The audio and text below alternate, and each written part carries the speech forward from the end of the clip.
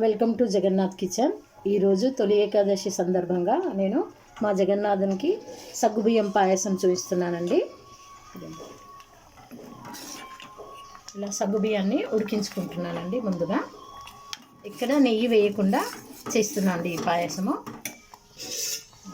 ఉడికించిన సగ్గుబియ్యంలో పాలు పోసేసుకుంటున్నాను.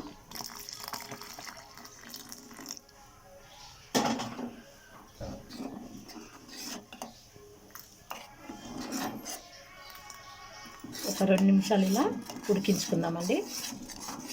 దించిన తర్వాత బెల్లం వేస్తానండి.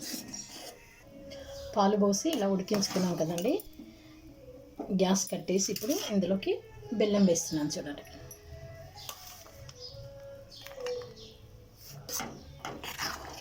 బెల్లాన్ని వేసి ఇలా కలుపుకుందామండి. చూడండి, ఇందులోకి తురిమి పెట్టుకున్న డ్రై ఫ్రూట్స్ వేస్తున్నానండి.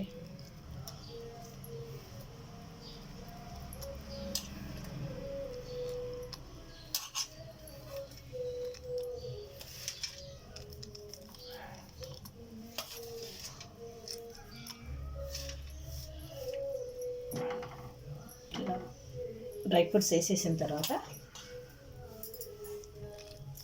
జగన్నాథునికి ఆఫర్ పెడదాం రండి.